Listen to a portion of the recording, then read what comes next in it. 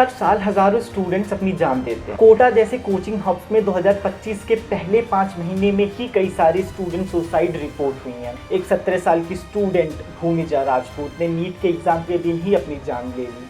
ये सिर्फ नंबर्स नहीं हैं, ये उन सपनों की कहानियां हैं जो कभी पूरी नहीं। मेंटल हेल्थ सपोर्ट की कमी, एकेडमिक प्रेशर और पेरेंटल एक्सपेक्टेशंस मिलकर एक ऐसे इन्वायरमेंट क्रिएट करते हैं जहां स्टूडेंट्स खुद को अकेला महसूस करते हैं। क्या हम इस क्राइसिस को इग्नोर कर सकते हैं?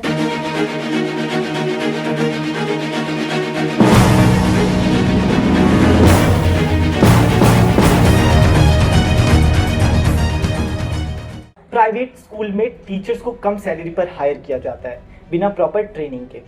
उनसे एक्स्ट्रा करिकुलर एक्टिविटीज़, एडमिनिस्ट्रेटिव काम और पेरेंट्स मीटिंग सब करवाए जाते हैं बिना एक्स्ट्रा कंपनसेशन के। इससे टीचर्स स्ट्रेस्ड होते हैं, उनका एंथुजियाज्म कम होता है और ये फ्रस्ट्रेशन स्टूडेंट्स पर निकलता है। स्टूडेंट्स हेजिटेट करते हैं क्वेश्चंस पूछने में, उनका कॉन्फिडेंस गिरता है और ये सब एक विशियस साइकिल बन जाता है। ये बात जानने के लिए आपको बहुत बड़ी रिपोर्ट की भी जरूरत नहीं है कि इन प्राइवेट स्कूल्स में नॉन टीचिंग स्टाफ और टीचिंग स्टाफ को एक बहुत ही हायर रेट पे एक्सप्लॉइट किया जा रहा है। जब टीचर्स स्ट्रेस्ड होते हैं, स्टूडेंट्स एंग्जियस होते हैं और स्टाफ अंडरवैल्यूड फील करता है तो स्कूल का इन्वायरमेंट टॉक्सिक बन जाता है। ये इन्वायरमेंट लर्निंग के लिए कंड्यूसिव नहीं होता। स्टूडेंट स्कूल आने से डरते हैं, टीचर पढ़ाने से बचने लगते हैं और स्टाफ अपने काम से भटकने लग जाता है। ये सिर्फ एकेडमिक फेलियर नहीं है, एक सोसाइटल फेलियर है। लास्ट वीडियो में हमने आपको बहुत ही डिटेल में बताया था कि कैसे जो स्कूल है और जो एजुकेशन मॉडल ये अडॉप्ट कर रहे हैं उनमें एजुकेशन के अलावा सब होता है। कैसे ये हायर फीस चार्ज करते हैं और उस फीस के रिटर्न एक अच्छा वैल्यूएबल सेल्फ स्टीम, कॉन्फिडेंस और एक अच्छी क्वालिटी की एजुकेशन भी प्रोवाइड नहीं कर पाते। कैसे यहाँ पे सिर्फ वो स्टूडेंट्स नहीं सफर कर रहे होते हैं जो जाते हैं, बल्कि टीचर्स भी सफर कर रहे होते हैं। अगर आप किसी प्राइवेट स्कूल के टीचर से बात करें तो उनकी आंखों में थकान और दिल में मजबूरी दिखाई देगी। उनकी ज़िंदगी सिर्फ पढ़ाने तक सीमित नहीं है।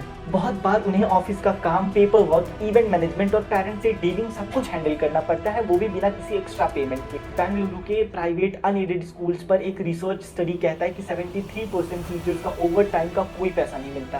टीचर बनने का सपना लेकर आई लड़कियाँ 6 से 8 हज़ार महीने की नौकरी में घुट रही हैं। एक और रिपोर्ट कहता है कि प्राइवेट स्कूल के टीचर्स की एवरेज सैलरी 8,000 से नीचे है, जबकि उनका वर्कलोड बहुत ही ज़्यादा होता है। जब टीचर खुद मेंटली स्ट्रेस्ड होता है, जब उसको सम्मान नहीं मिलता, जब उसकी सैलरी और सर्वाइवल दोनों क्राइसिस में होती है, उसका सारा फ्रस्ट्रेशन असर करता है स्टूडेंट्स पर। वो इन्वायरमेंट जो नर्चरिंग होना चाहिए वो टॉक्सिक बन जाता है। अब बात करते हैं अपने इस विशियस साइकिल के सेकंड एलिमेंट, स्टूडेंट्स की। स्टूडेंट जो स्कूल जाने आता है वो सिर्फ पढ़ाई सीखने नहीं बल्कि अपना खुद का सेल्फ स्टीम और आइडेंटिटी डेवलप करने आता है। लेकिन आज के प्राइवेट स्कूल में हो क्या रहा है? Punishment for unpaid fees, public shaming और एकेडमिक प्रेशर इतना ज़्यादा है कि बचपन खोसा गया है। इंडिया में हर साल 13,000 से ज़्यादा स्टूडेंट सुसाइड करते हैं। उनका स्ट्रेस इतना इंटेंस होता है कि वो अपने फेलियर को एंड समझने लगते हैं। बच्चों को ना तो इमोशनली सेफ इन्वायरमेंट मिलता है, ना सपोर्टिव टीचर्स। जब टीचर खुद इनसिक्योर हैं, अनट्रेन्ड हैं एंड फ्रस्ट्रेटेड हैं तो स्टूडेंट्स उससे गाइडेंस एक्सपेक्ट नहीं कर सकता। धीरे धीरे बच्चों में self doubt, fear of asking question and learning anxiety develop हो जाता है और यही बचपन के ऊपर सबसे बड़ा अत्याचार है।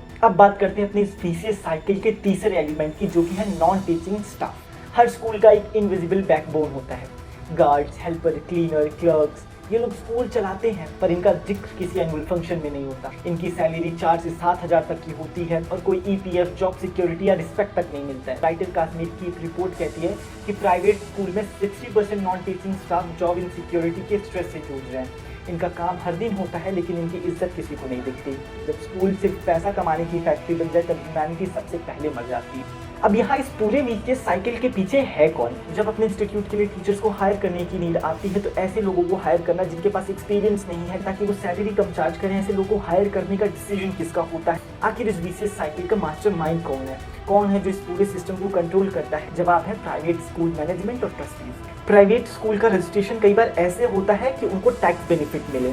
असलियत में ये लोग सारे ही स्टूडेंट से करोड़ों में फी वसूलते हैं लेकिन उस फीस को कभी भी प्रॉपरली यूटिलाइज नहीं करते हैं कि स्टूडेंट्स को रिटर्न में कुछ मिले। ना उनके प्रॉपर एजुकेशन पे फोकस किया जाता है, प्रॉपर को करिकुलर एक्टिविटीज एंड स्पोर्ट्स पे फोकस किया जाता है और ना ही दूसरी चीजों। इनके पास कौन पढ़ रहा है, कौन पढ़ाने लायक है, क्या टीचर ट्रेंड है, इन सवालों का जवाब नहीं होता है। पर एडवर्टाइजमेंट में top school in the city जरूर लिखा होता है। इनका सिर्फ एक गोल है, दैट इज प्रॉफिट।